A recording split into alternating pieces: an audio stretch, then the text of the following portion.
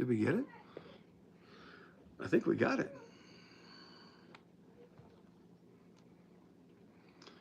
I'm so late and I'm so sorry. I don't know if you guys are even still here. But if you are, hello. I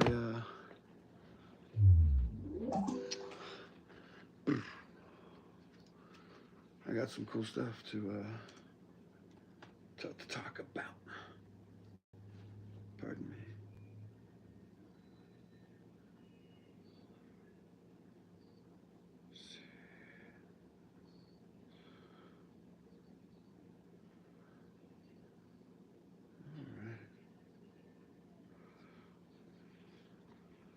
All right. Okay.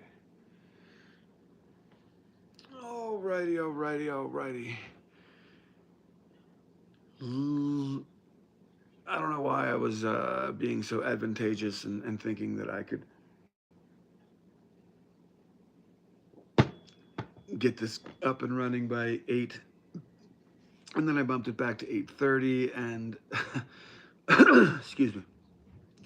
Now here we are, 5 after 9, and I'm barely on. So this is going to be more like a 9:30 thing on Sunday night, and that's fine. It's just not going to be it's not going to be a marathon event.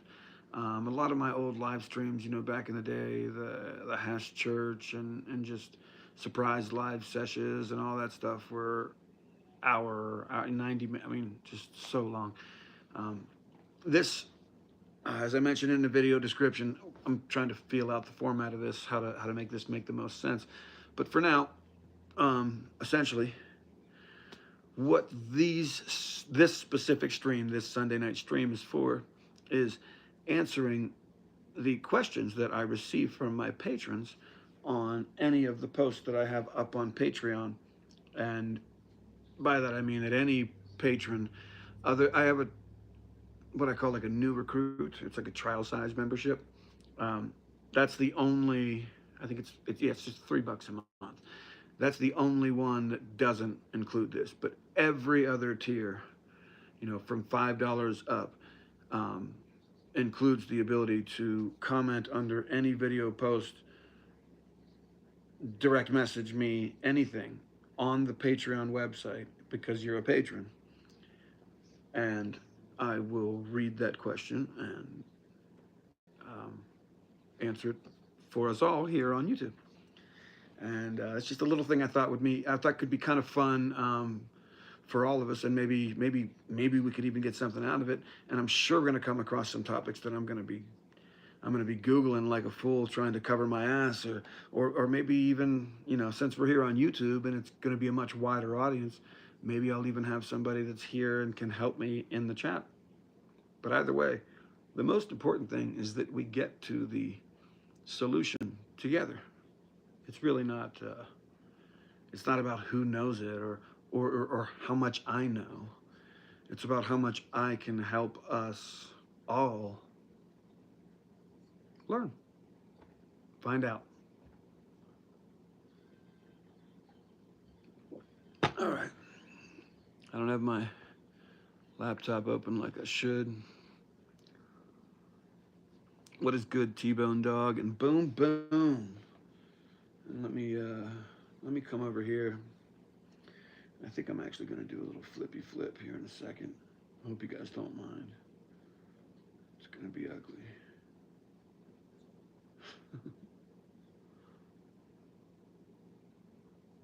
Where are we?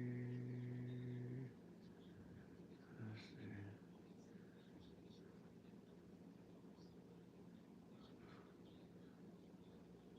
Weird.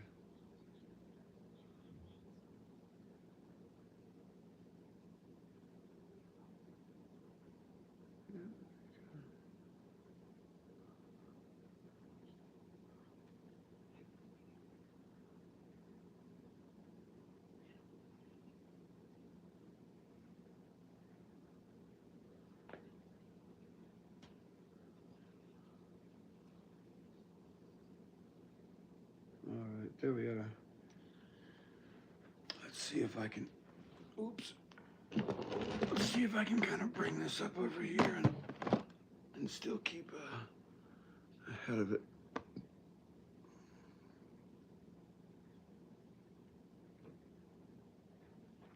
Appreciate your patience.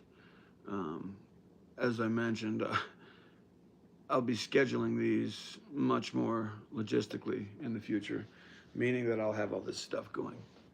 But this is a live stream, and I like to chill a little bit in my live streams. So before we get into our first question, which is coming to us from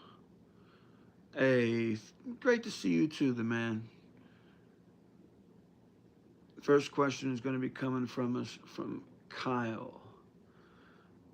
And Kyle, you may know him over here. I believe he's Kyle over here as well on YouTube, but you may know him, it might be Wolfman. I know him typically as Wolfman, as we mostly communicate on Instagram, you know, because I'm fucking old. But what's funny is I heard that, you know, if you can't conquer TikTok, then, you know, you're outdated. It is what it is. And so I took on that challenge and had a video. I created a page, posted a single video. I got a few thousand views on it, which I then, when I showed my kids just in passing, they were like, what? Because it was one video. And so then the second video that I posted, I kind of curated and put it together. And I also spoke with my very, very cool, hip children about what specific hashtags are trending and etc. Anyway, at 125 or 150,000 views, my Snapchat was just blowing up because I had my Snapchat information in the bio of that TikTok, which I think it had 69 followers when I, you know, pressed post and then laid the phone down and went to bed. And when I got up in the morning, I had something like 4,000 and it had 120,000 views or whatever. Long story short, we were just rounding 500,000 views on that post when TikTok deleted that account. And since then, I am now in my third iteration. So I've made 2 accounts since then. And I guess I'm not too old. Is it 11:11? Where are you at? You on the East Coast? Alrighty. So, I don't know if you all know about a little bit of Sunday Driver. Not oil or a diamond or anything like that, or even a rosin. This is just a Sunday Driver bubble hash that is reasonably high melt quality. I mean, and by reasonably, I mean I can dab it, so pardon the noise.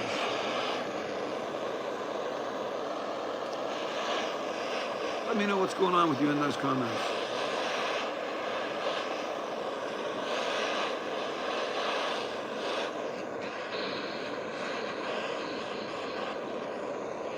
And just in case anybody is wondering, yes, I am shooting and editing some material, shooting more and editing some already, material that will be going up on the Patreon that's not for patrons only.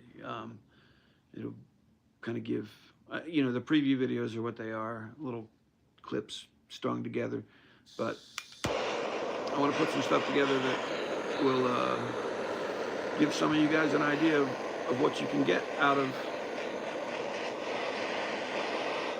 coming on over.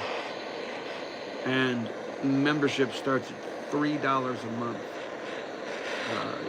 You don't get access to live streams, and at the $3 a month tier, you don't get a question read or answered on the air, but every tier above that does, and the next tier up is $5. So there's a lot of information. Those of you that do what I do or want to do what I do, or do what I do maybe on a smaller scale, or do what I do on a much larger scale, I promise you I have some information to share with you. And for a couple bucks a month, come on, show your boy some love. I got 6 kids. You know how much 6 Air Jordans cost? No, I'm just playing. Twin girls, and we're making it work. I usually wear these, different shirt. Anyway, what happened over here?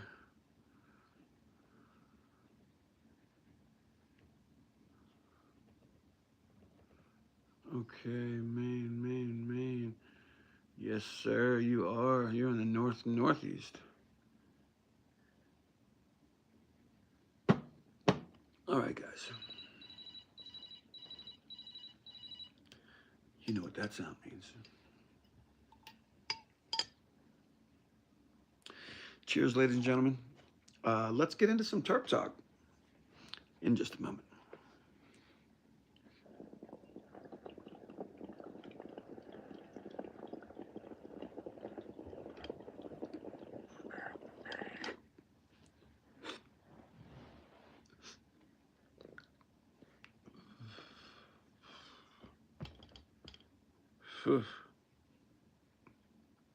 Thank God I quit smoking cigarettes, man.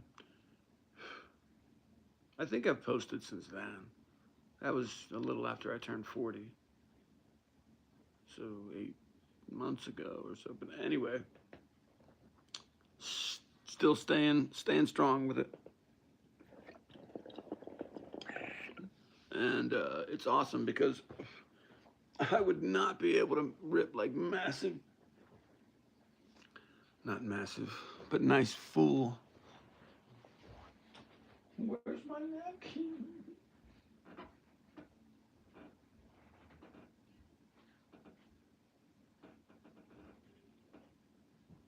All the pretty girls walk like this.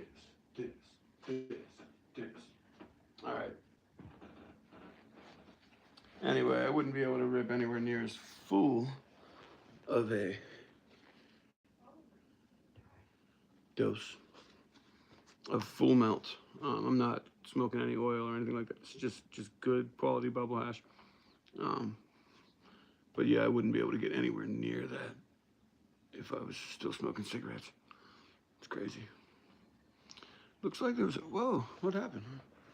Looks like there was a couple of you in here for a minute, and then everybody left. Yo, cheers to you too, homie.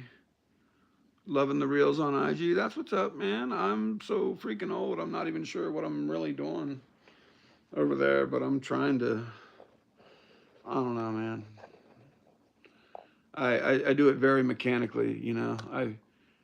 I put together a video that I think looks cool and has, you know, honestly, like very simply, that looks cool. In the beginning, has maybe some abrupt changes or transitions, if you will. And as the video progresses, either as very gentle or very, you know, just transitions that make sense, you know what I mean? But with no audio.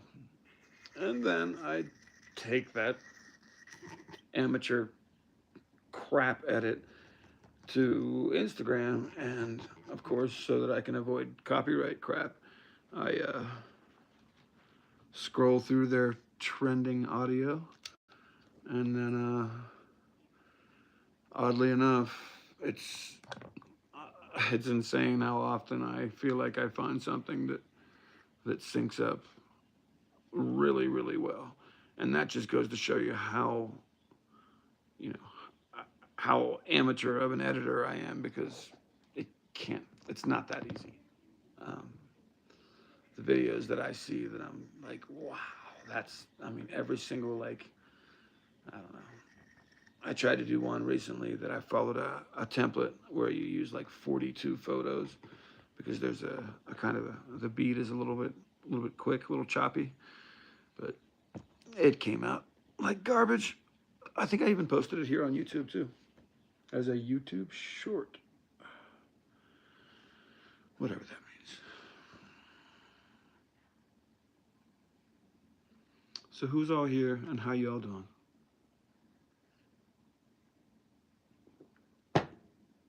Wonderful. We just enjoyed a little full melt blast of some Sunday Driver.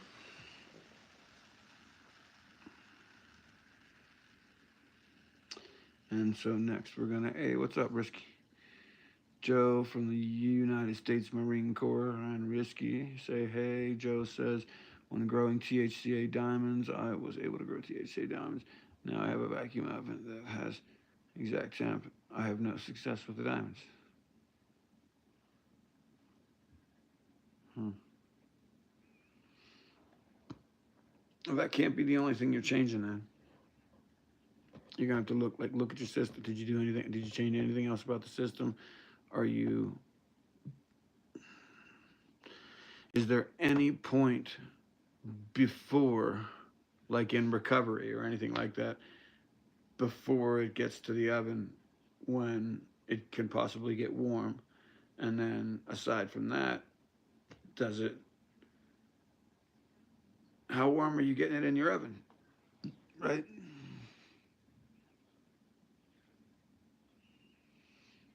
Yeah, sure. What up, Boston? Temperature fluctuations absolutely have shit. They absolutely affect it. In my personal experience, it feels like whenever I have a jar of diamonds that are starting to, like it forms like a pretty nice puck. So I'll roll the jar over to its side. I'll burp it, kind of like lay it over on its side and kind of slap the butt there of the jar, the bottom of the jar, and knock that puck loose so that it's, just all stack and not puck. Um, when I have a jar going like that, maintaining the exact temperature that I have been maintaining to achieve that point is pivotal, paramount, whatever you want to call it. In the situation where I've had some nice crashing beginning, and I burp it or do burp it, break it up, whatever it is, and then I change its temperature by maybe, in some cases, because I'm kind of all over the place. In some cases, because jars take weeks, there are times that, and some jars take weeks, there are times that I'm like traveling with jars, so they'll go from being, like 88 or 92 or 96 degrees to 40 or 50 in the back of the Jeep because I'm driving through Montana in the winter. And then I warm everything back up to continue crashing. So, but what that generally makes for me is it just causes for a sugar in the end. There are, because I homogenize it, of course, there are some larger chunks, but it just causes for incredibly quick crashing, which generally is cause for a sugar.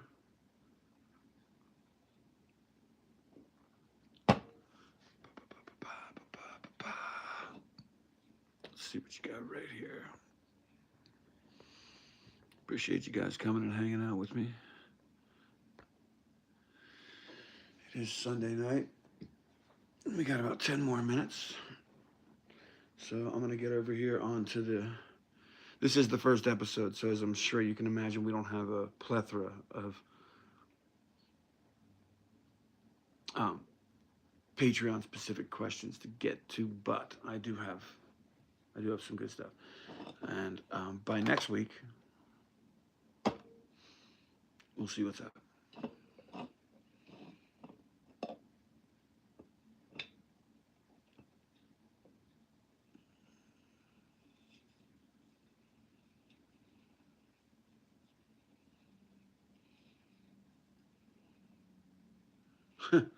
What's up, Austin? I appreciate you, bro.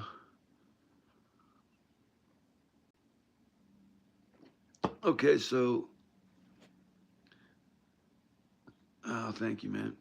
Here's my theory, and this is nonsense, non-science, nonsensical ramblings of a medicated old man. Because I've had this same issue. The temperature that you're setting your heat pad at, like whatever it is, you're possibly setting the oven for a similar temperature, or at least a temperature close enough to achieve similar temperature, if not the exact same. Now, so hear me out here. On the heat pad, you have your jar. Come on, dude. All right, so you have your jar, right? And you have your solution in it that we're going to crash some diamonds in, right?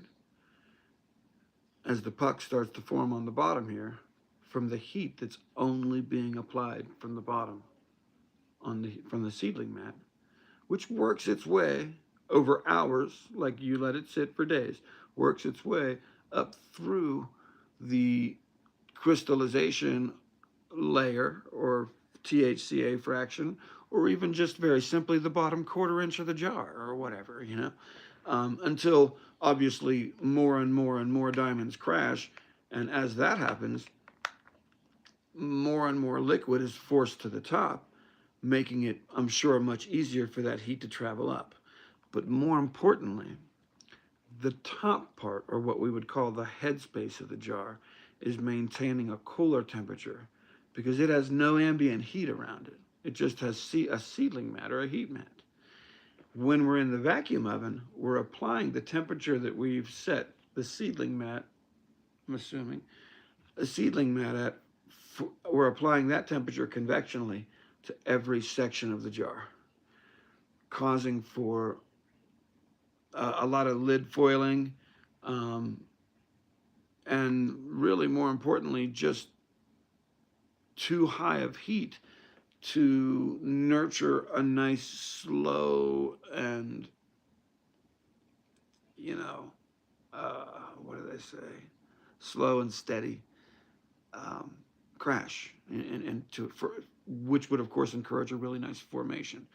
So having said that, my layman's guess, and my just stab in the dark, is that what you're experiencing is the fact that you were, by utilizing a heat mat, you had a cold or cooler headspace that was giving you the ability to crash at a little warmer temperature, but also had a cooler headspace that would fight back against it.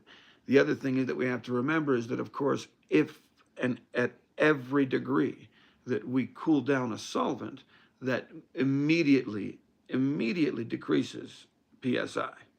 So obviously, you could more than likely crash your THCA or your diamonds in a more solvent-rich, less supersaturated, but solvent-rich solution, as opposed to a fully recovered, foamed out jar that you let kind of fall back down. Which honestly, I never ever get big diamonds out of those. I always got to waste a little butane to get some nice stones, and then really, like, it's not even about getting nice stones from butane. We're gonna get into this over the next month or so, or really a couple weeks over here on Patreon, and there'll be some cool previews and a bunch of information here on YouTube as well. But we're gonna get into the thick of it, on Patreon, and just very simply what it's about is, producing that THCA or that diamond fraction, and then of course your terpene or sauce or whatever fraction, and efficiently separating that. And there's some specific equipment that you can do that with that we'll be utilizing, because I am fortunate enough to have access to it here very, very, very soon. And then, of course, when you can separate those terpene fractions from your THCA, whether it be in a sugar or some nice chunky diamonds or like beautiful caviar or whatever it is, fuck all that.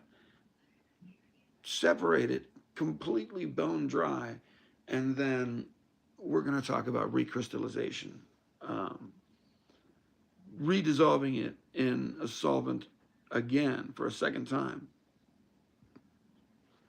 Pardon me. And uh, controlling the crash at a completely different temperature and pressure parameter is going to show you some very incredible results. But that's all we'll really get into for that, because I could I could go on forever, and I want to get a little something in these last 5 minutes. Let's see. Same here, Austin.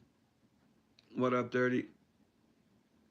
Hey, I don't know about that, but I try. There's a lot of really talented people here. Um, but I'm fortunate enough to be in Montana, and so I'm fortunate enough to, when I say talented people, I don't mean just extractors and hash makers, et cetera, which there are um, all across the board. So as a um, valve turner, as a hash maker, hash oil maker, distillation technician. I don't know what the fuck I do, but I know that I extract cannabis. And here in Montana, I have the fortune of working with some really, really, really talented gardeners. And say what you will, it makes my end of the job easier. And if it doesn't necessarily make it easier, as in like less things that I have to lift that are incredibly heavy, or whatever, hours worked, etc., it makes it more fun, because the end result is just, I think kids the kids say fire in, fire out, or something like that. I don't know. No, of course, brother.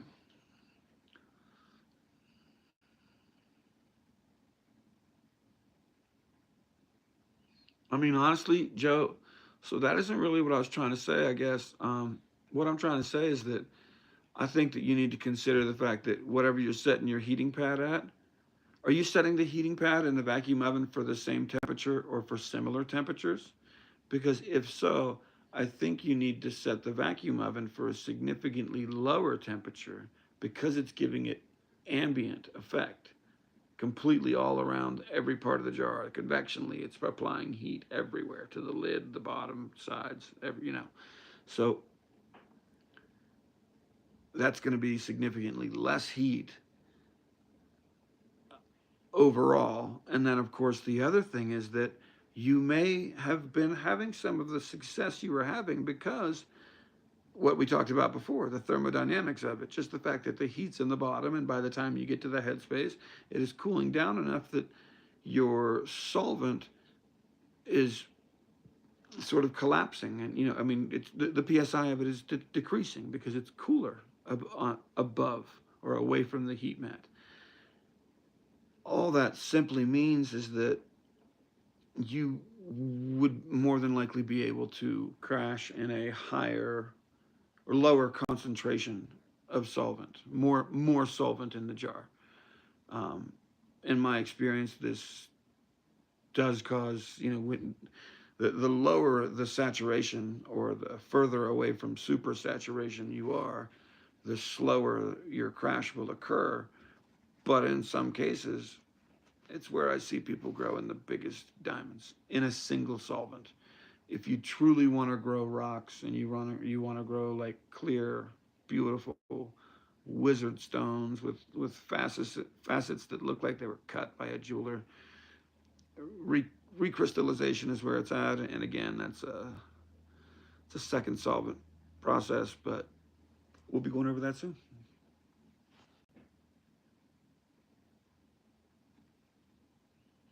Oh,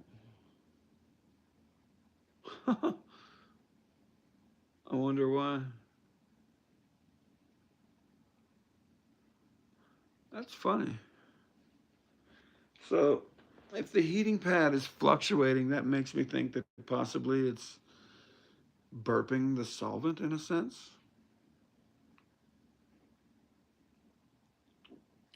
But now we are completely just guessing.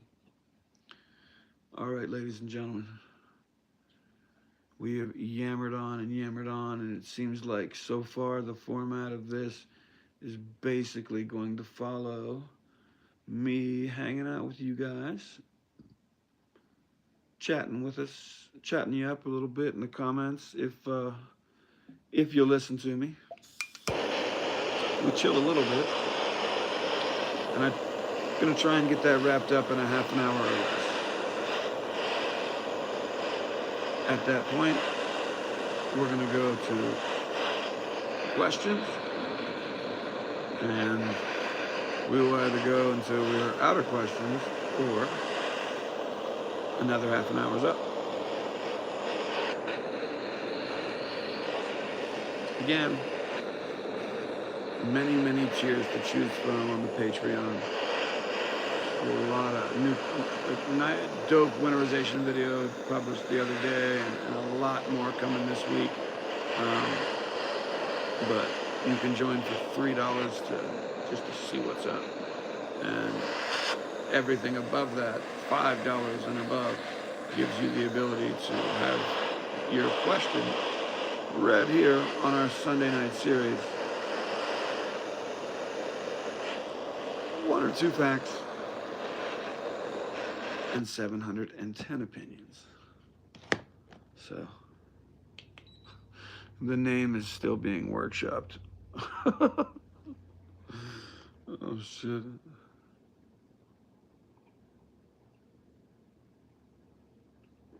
That's wild.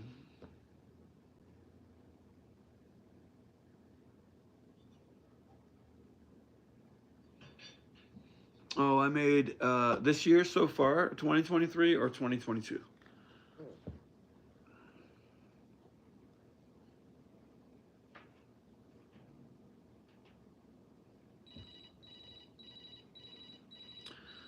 Or both? Hurrah. Pardon me.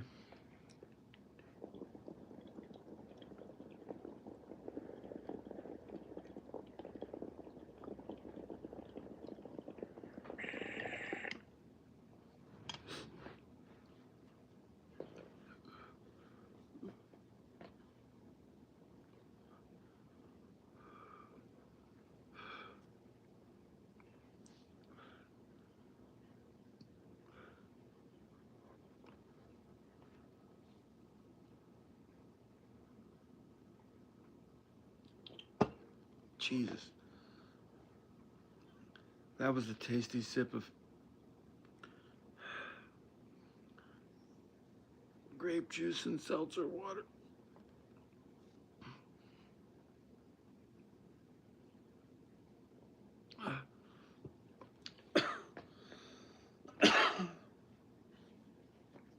Can you guys tell the difference since from when I smoked cigarettes to now? I feel like I used to cough a little bit more. I don't know. Maybe not.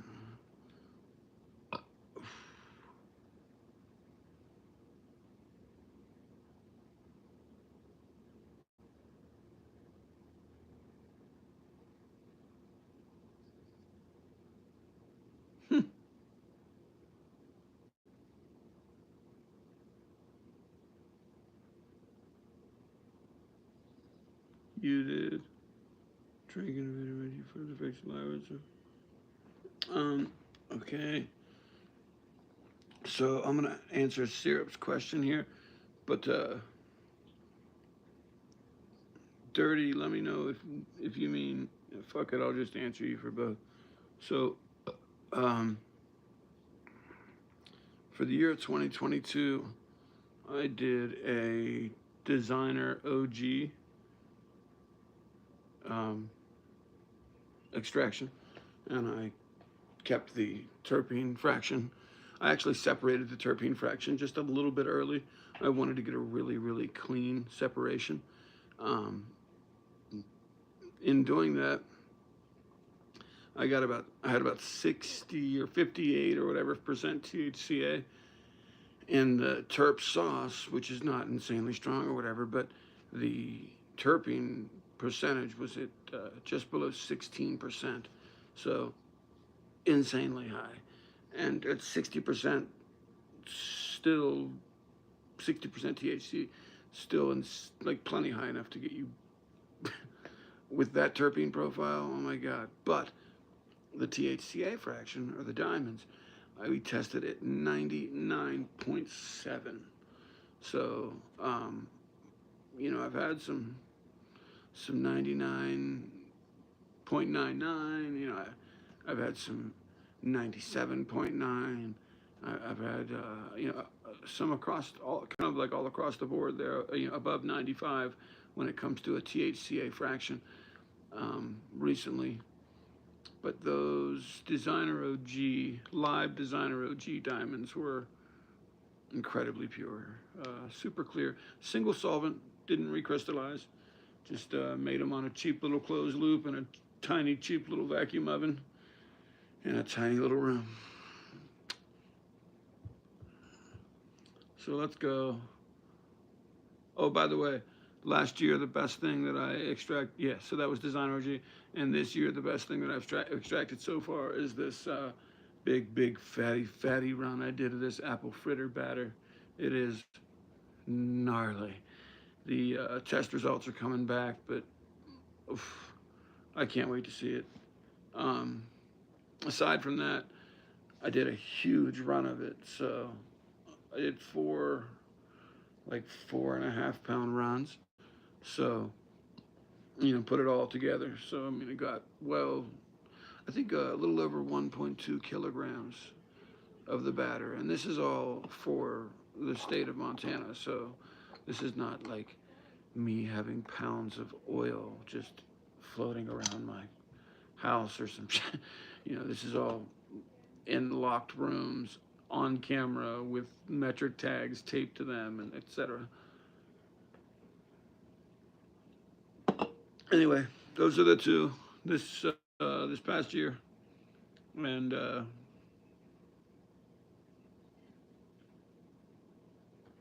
so far this year. Ooh.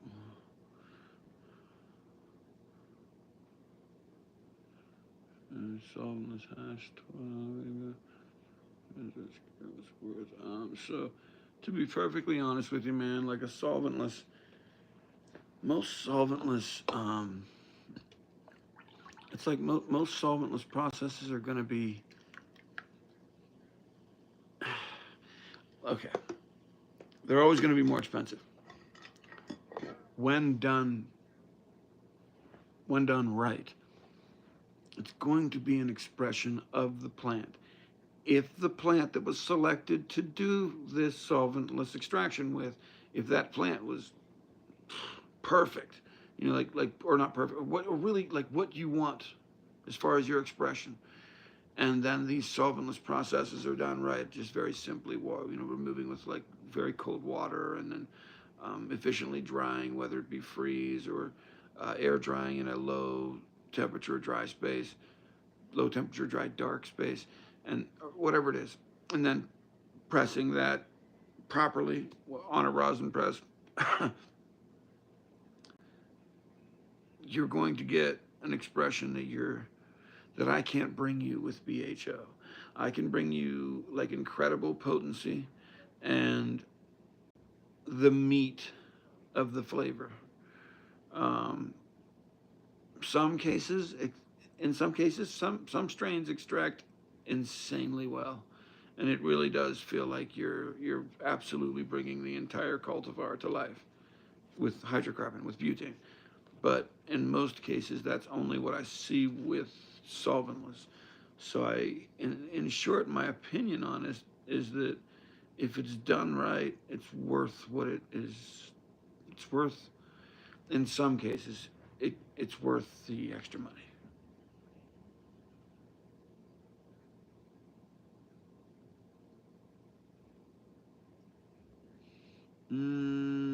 dirty the grower. That's crazy. I can't answer that, man.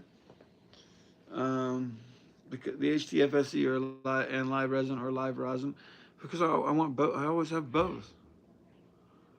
So my light turned off there behind me. Give me a second here, guys.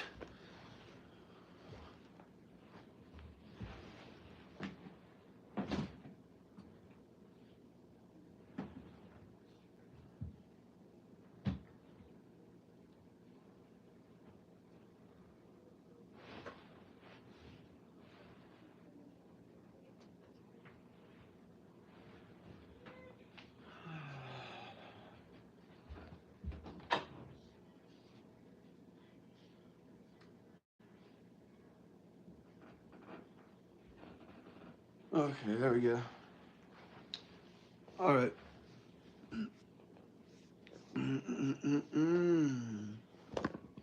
Bloom Seed Company, um, Archive Seed Bank, Really Colorado, and Masonic. That's the four I can think of off the top of my head as far as seed companies. But anyway, so as I mentioned, we're going to try and do this yapping and me chillaxing. God, I'm old. Me chilling and me yapping on with whatever it is that I'm going to talk about, and whatever happens in the chat. We'll try and make that a 30-minute thing, and then we get to the questions for the other 30 minutes. So having said that, appreciate all of you in the live chat over here on YouTube. Thank you for your participation. But I am not going to see you for a moment. If I put you on the screen that I'm looking at or being recorded on, I will not be able to pay attention or look. All right, so Kyle. Kyle says, I'm losing a lot of terps when I make crumble. Should I purge to clean, stable shatter at 85 degrees Fahrenheit for like 5 to 6 days with flipping and then whip and dry? And what he's essentially saying there is, should he lower his temperature and purge for longer and then whip and do a crumble?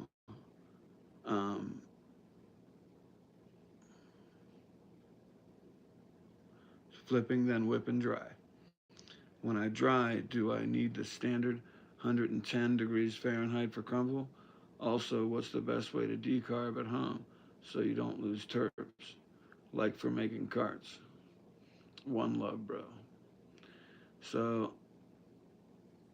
no worries, man. No worries, Kyle. Let's get started here. No, 110 degrees is not necessary. A lot of times I think people who are counting on that 110 degree crumble situation are not necessarily making it in an oven. Or if at the very least they're not making it under vacuum or whatever, and that's fine. You don't need to be. But if you are going to, if you do have big pans that you need to crash and make into like a batter or a sugar, or even you want to let them dry all the way out into a crumble.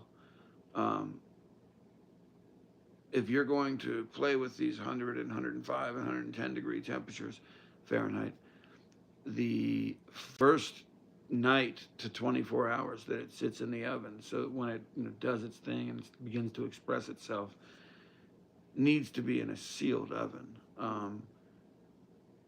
Don't put your Pyrex in there and seal it with so much solvent in there that the amount of positive pressure that builds up damages your oven.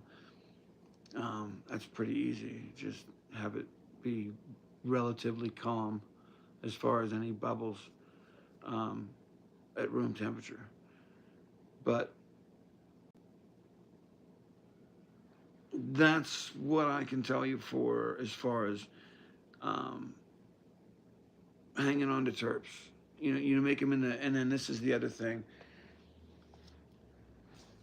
You make them in this sealed oven, let's say at 105, 110 degrees, and you're looking at it through the light. You turn the light on and you look and you look and you look, and eventually you see that it's crashed or it's reached the consistency that you're very confident that you can um, chip up, and then of course chop up or whatever, and homogenize and even whip together and make a very nice batter with, or sugar or whatever it is. And so at that point, before opening any vents or doors or anything like that, you turn the oven off, or yeah, turn the oven off. So I'm sorry, first turn the temperature down to like 70 degrees and then turn the oven off, so that when you turn it back on, it doesn't turn on the heat. But anyway, wait hours, and turn your oven back on. And when it's cooled back down, obviously, open your door when it's cooled to anywhere near like within 10 degrees of room temperature. Anything 80 or below, right? You can absolutely open that door, and the aroma will be incredible, and you will, that's a certain amount, that amount of terps obviously is escaping, but you'll uh, you'll be impressed with yourself. Having said that, um, do not whip your Pyrex or chop your Pyrex, or anything like that, or whip your material on a heat pad or on a hot plate or anything like that. Just, don't do it on a cold table. So if you only have a cold stainless steel table next to it, set a towel down so that when you pull it out of the oven, you have a couple minutes to whip it, but don't no more heat, no heat. Um,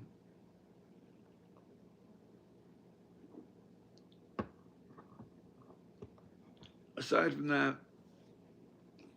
if you're looking for a true dry crumble, then honestly, I would do exactly what Kyle is supposing, and maybe even colder, maybe even 80 degrees. Um, you're gonna whip it anyway. So at that point, I would start to, do the first one at 80 or whatever, 85, whatever, and then start and just drop it and keep dropping it to the point that you can make a stable shatter at the coldest possible temperature, and then whip it, because of course, as we know, you're going to need to give it a little bit of heat to be able to whip it. And by whip it dry, he just very simply means whipping it to the point that the consistency has changed. And that's something that you can very easily, you can very easily learn, how to do by just asking, or um, practice. You just continue to try, and you fail once or twice, and by that I mean fail and make a thing that maybe kind of sucks or you're not that pumped about, but after that you fail another 20 or 25 times, and by fail I mean at that point I mean that you don't make exactly what you were going for, but what you did make is, as far as on a consumer level, it's fine, and people are very excited about what you got cooking up or whatever. Let me move on here.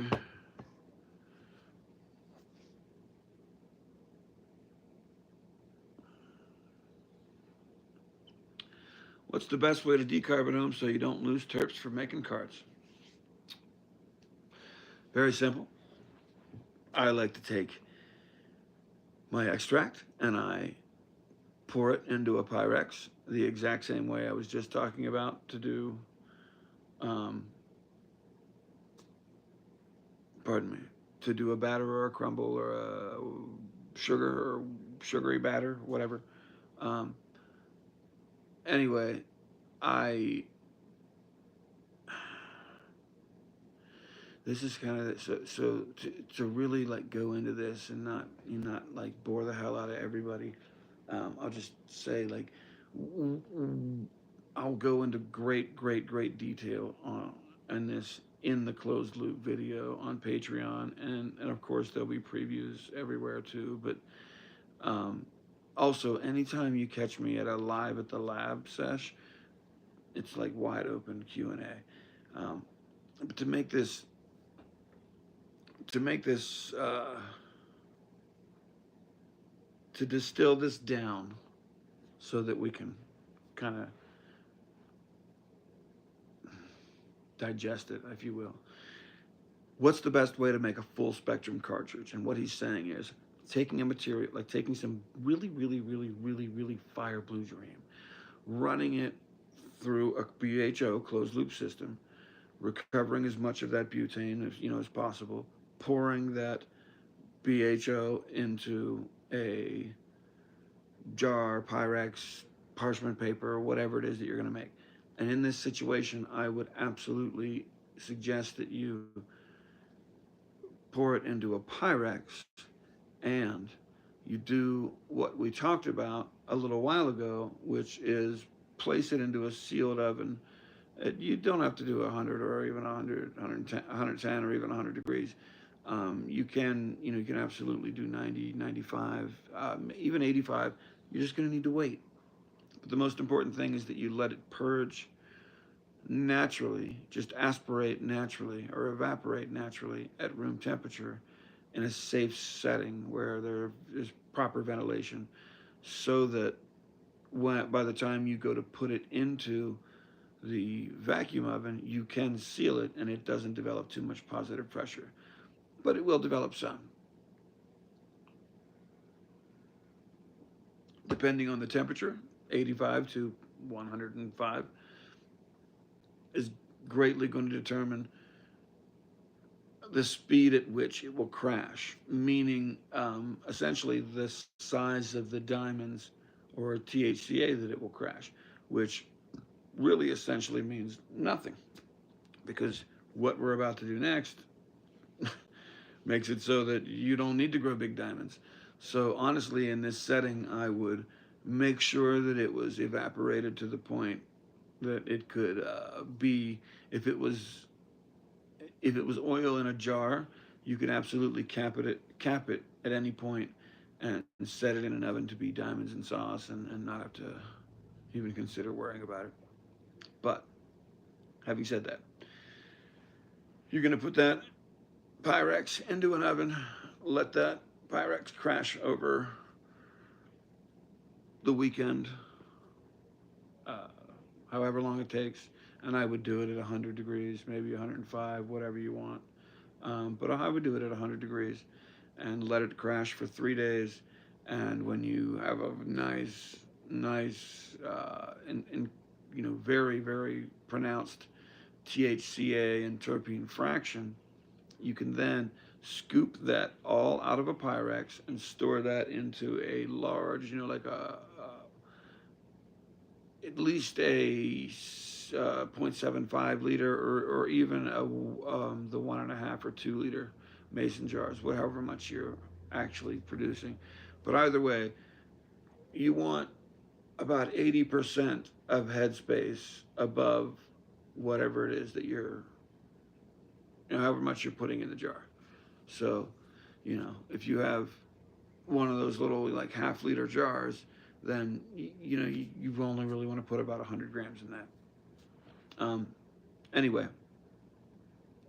at that point, you're going to seal that jar and set your vacuum oven for 180 degrees Fahrenheit. When it gets to 180 degrees Fahrenheit, sorry, you don't need to seal the jar before this point. But when it gets to 180 degrees Fahrenheit, you're going to burp your jar there at that point, and seal it, and then set it in the oven. And it's going to be anywhere between 24 and 48 hours. But eventually you'll see everything inside that jar completely convert. And you'll also see the lid crinkle and foil, which is the lid releasing the carbonation. and you'll see the bubbles and start to, they'll perform at an insane rate. And then as they slow down and slow down and slow down, you'll get to a point where there are minimal bubbles at best being produced. And by that I mean, like, you know, you could count them. Maybe, 40, 50, whatever. You could count them if you were quick and you had a little Q-tip or whatever, or a toothpick. But at that point, which you'll dial in and you have to get, you kind of have to do, um, you then remove the jar from the oven, let the jar completely cool down, and um, then that's ready for it to sit and be stored, or sit until it can be sent off for testing in the white market sense, sorry, licensed market sense. In the traditional market sense, once your jar has finished decarbing, honestly, you don't need it to be 200. So I would set it on I don't know. I mean, I guess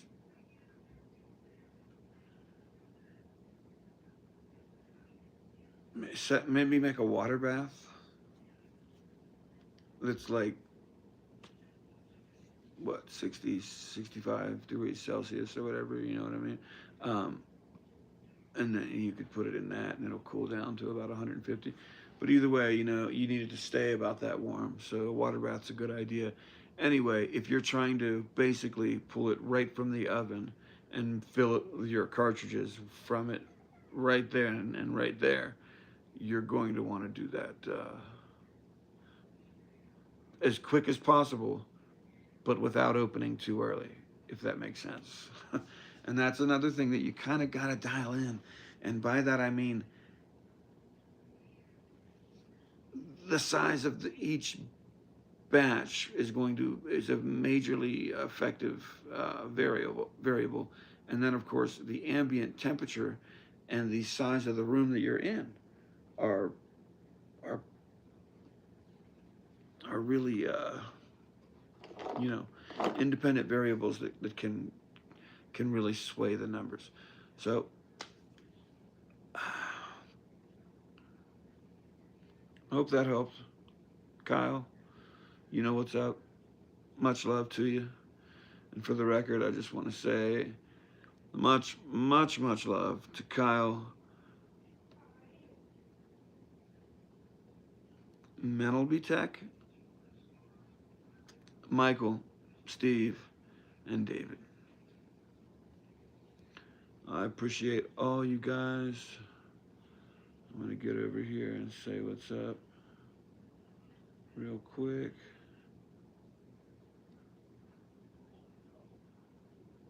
Beautiful. I love it. I love it. It seems like you guys are having all sorts of wonderful conversation there in the in the chat, and that's great because there's nothing better than sharing a little bit of information.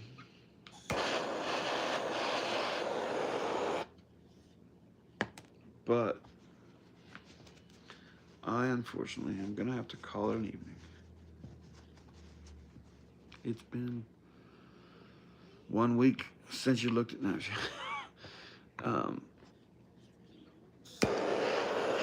We spent a little bit too much time blabbering, and then of course I do what I always do, and that's spend probably way too much time blabbering on and repeating myself with that really, really excellent two-part question. Again, thank you, Kyle, man. That was awesome. So I don't know if anybody got anything out of that. That's beautiful. If anybody has anything to add, yes, made it. Please add it in the comment section, because It's so hard to see. Like if you're putting it in the live chat section, I I would have to be staring at the laptop, which is over there, and staring at the chat, because even though it doesn't move like crazy fast, I'm doing just enough things that it seems like I miss everything of note.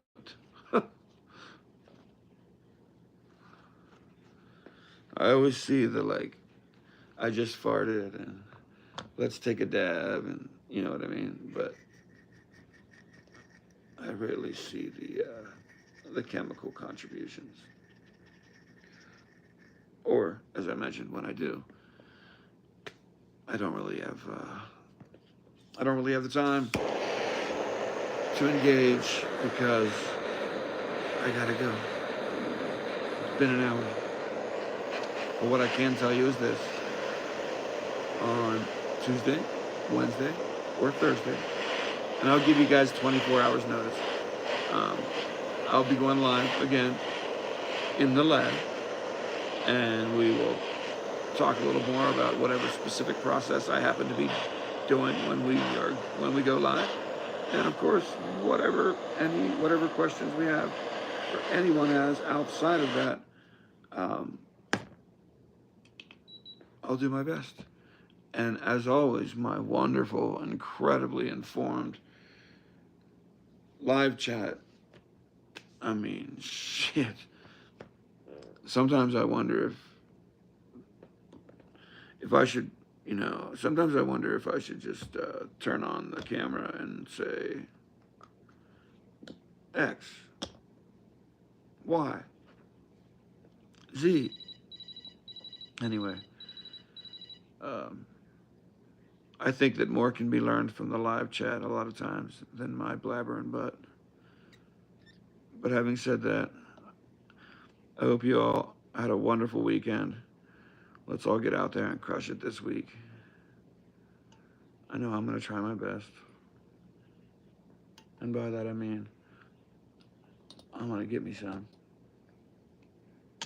We're going to make some fire, and I'm going to move even more of it.